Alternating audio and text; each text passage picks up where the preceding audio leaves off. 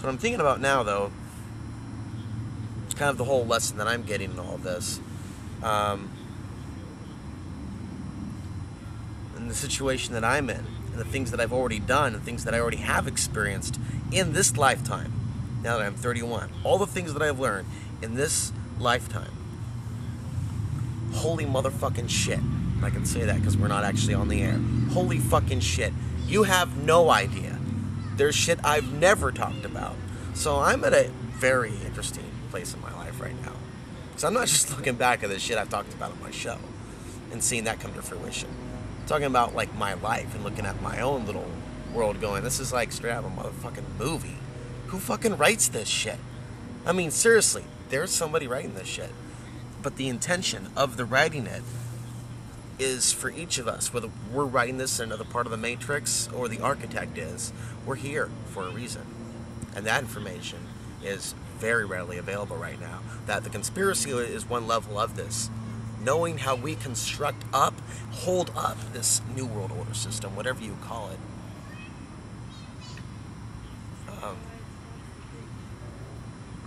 I look at society today, I look at relationships today, I look at people treat each other today, I look at things like that to gauge how conscious we are as a society.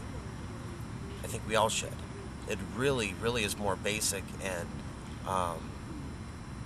easy to comprehend than one might think. But just looking around you, when you're trying to really understand where the world is, and look around you very carefully, and how people are treating one another. That's a whole nother conversation. But there's this splitting happening that people are feeling. This general consensus, there's some sort of a splitting happening. That kind of, in my mind's eye, it's like a cell dividing.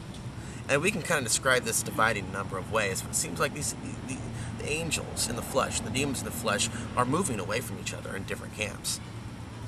There are people that are getting a lot more clear on what they're all about and what they're not going to stand with anymore. And there's other people that it's real clear, man, if they haven't figured out some fundamentals, you might be wasting your time. And some of those kind of God shots are coming to us. We're seeing some people that really, it's up to them to wake up. And that's not our job to force information on them, because this whatever we're in is here for us to learn. And so we're here to spread the message. We're here to educate others, but ultimately we're here to evolve as individuals.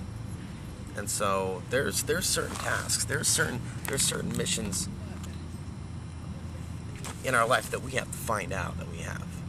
And for me, it was always based on a belief that it's good energy to be putting out truthful information about what's going on, especially when it leads to preventing people from joining the fucking Satan's death army, whatever the motherfucker you want to call it. That saves lives. Telling people the truth about why we even got into these wars. I mean, it continues on, caring about other people's daughters when it comes to the body scanners and questioning why they were actually even put in place there. Odd timing, don't you think, as our country goes bankrupt? So I'm just raising questions. That's what all this is about. The idea is healing through information. It's another form of Reiki, folks.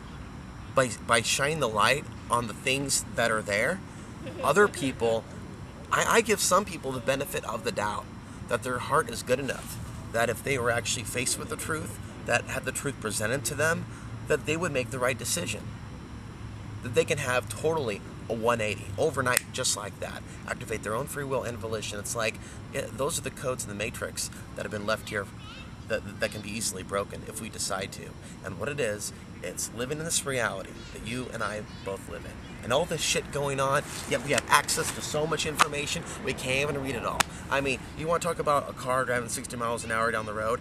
That's how many books are being published if you were just to go, alongside the car. We can't possibly read all that information. But what do you do with too much information and not enough cognitive, mindful use of it? It's not necessarily wisdom. We have to start applying the knowledge that we have. And when I think about preparing for the shit hitting the fan, I'm not stuck in a little box this big that says, I need to worry about my hut and my house and my water and my food supply. I mean, that's very basic. In fact, it's very animalistic, which is kind of what I thought we were supposed to be going beyond, the next level of being so attached to things. so attached to things, which is what The Secret was all about. Oh, you can be like the 1%. You can manifest things, and you can become a god. In fact, in this book, there's something about that I randomly flipped open, and it was right about that. Then there's this film, The Awakening, though, that's out. It's about these things that are happening right now aren't happening to us. They're happening for us. These things that are being removed.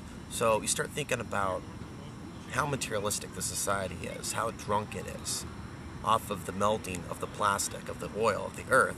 And then you think about what would happen if all of a sudden their lollipop was taken away tomorrow via a solar flare that got everyone one day to sit down on the ground and start thinking about their reality and what was really important. When the dollar immediately has no value to tip any dancer, to tip any waitress, to pay for any food, or put any gasoline in your car, all of a sudden the value systems are immediately going to have to come into reevaluation. And that's going to be a very, very interesting place to be and a place to see. And I'm really convinced we're going to see it in our lifetimes. So having conversations like this and thinking about how we're going to be living in that world without a new world order might be a good thing. Because you know what? There's a lot of people out there that suspect that NASA's known about this shit for a very long time, and they're just now beginning to tell us. And so when you start to see the world governments of the world, China, Russia, the United States, building deep underground military bases, and obviously getting ready for some sort of event where they're no longer going to be able to operate out of Washington, D.C., you might want to scratch your head and go, what do they know that we don't know? So, Alex, we know what is probably going to happen. We know what's on its way. We know that the economic shift is taking place. We know that the shift in world powers is changing. What do we do? And you were asking earlier, before we flipped on the camera, does it have to be this way? Is everything predetermined? This whole theory about the Chinese invasion. And my answer was, the way things are going, I mean, I don't see people actually awake to what's actually happening. It's not. I'm not just talking about like negative things, but the need to truly be compassionate to each other, not just certain people. And there's like a big lesson in this that I think that's coming, and so it's a matter of perspective on whether what's coming is good or bad. It's good, in my opinion, others, in the sense that if it teaches us something, and it might be nature's way or some sort of way of the country's karma from what happened to the Native Americans, the slaves, and what's going on right now, a way of this country having its karma brought to it. So, I mean, there's a number of different perspectives you can take with this whole what could be playing out in the future on this continent, in America. But we also got to think about other things like, why are we here? Why are you here? Why am I here to experience these things? Why have so many people had a certain number of visions about a ground invasion of the United States involving UN peacekeeping troops, which in the past we have seen commit a number of sexual assaults and crimes in places where they have been stationed. Okay? And now in the real world, we have announcements that the UN is going to look at China to seek a greater role in peacekeeping operations. And it's already happening in Africa. Where the Chinese openly support dictators trafficking in women and children, and blood diamonds. The list goes on. Child soldiers. Shit I haven't even covered on the show. So that's the reality that we're facing.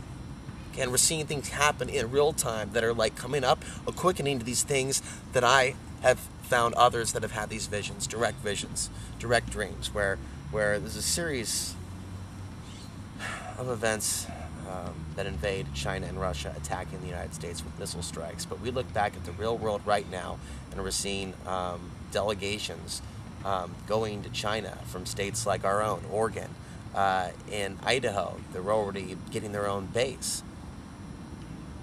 When you look at the fact they're getting 50 square miles, building a technology center. Now that company, the Sinomac Corporation, that's a shell corporation that's all connected to the CCP, the Chinese government. And so we're already seeing things happening already within our own country that are measurable, that are demonstratable. They're no longer conspiracy theories. So does this have to happen? Can we stop it? Well, where's the level of understanding on certain issues, whether it be this one or other one, when it comes to the whole question, can we stop it?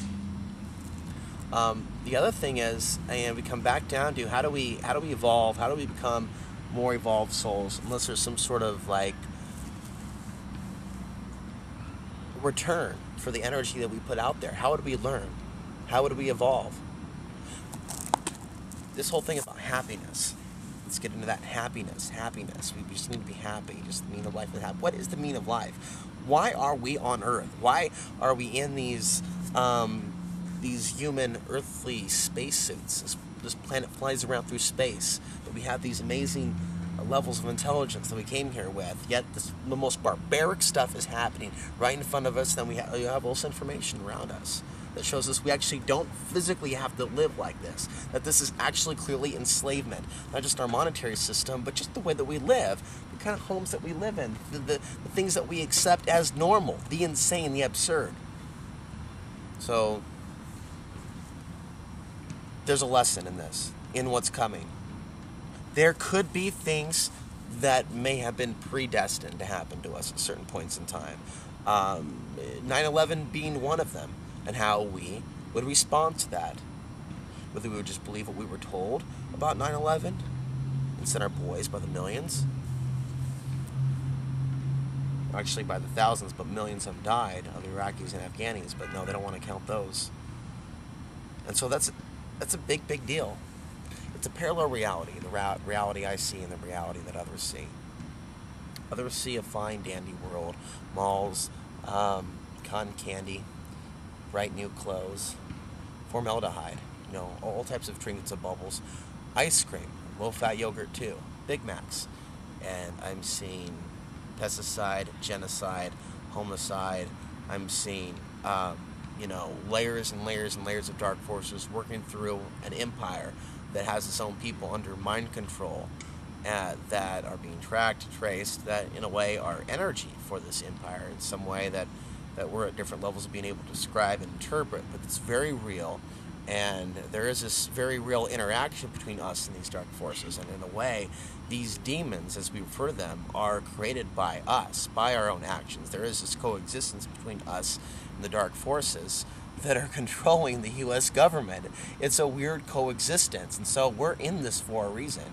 And there are many people that are playing a role in holding up this system. And so it's a complete fallacy or lie to think that it's the Bilderberg Group or the Council on Foreign Relations or a few people in the back of a room that are solely by themselves, a few white, rich, greedy men that are smarter than the rest of the herd, the rest of the sheeple. It's not just them alone. There is this... Go ahead. Seems to be a network of indirect coordination. Indirect coordination. People socially engineering one another without the people necessarily realizing how they're being socially engineered and by whom. So they actually like the usual suspects. Police to police you, because we are conditioned to police ourselves in that sense. And I'm also thinking about 1984, the book. I remember thinking years ago, everything happened that happened in 1984 is happening now, except for one thing. It's not actually against the law for man and woman to have a child yet in this country. We see things like that happening in China. We hear about China's New World Order, and we think about the long-term repercussions of living under an empire like that, looking at what they do to their own people in China with their one-child policy. So 1984, we're not exactly in that type of a world yet, but we are in a world where there is an imbalance between men and women. There's a lot of fear in the air. There's a lot of competition. There's a lot of distrust. And so whether they have their own troops or ways of enforcing it, or they can get us to enforce it ourselves and divide ourselves, whatever's more affordable and easier, in terms of their perspective, those that would like to see this happen. The opposite of that is to, as things get tough, as they are on all of us, don't let them change you. Don't let them break you. Yeah, don't let them make you a slave to this ideology many people in this world are bred to believe, that you just can't trust anybody. We come in this world and we get slapped, first by the doctor, then by life. And people break down and their heart chakra closes down and they start living the mantra that you can't trust anybody. And people really ought to think about why things are the way that they are, and think about why humans are the way that they are. And, it's far beyond, yes. Blinked out.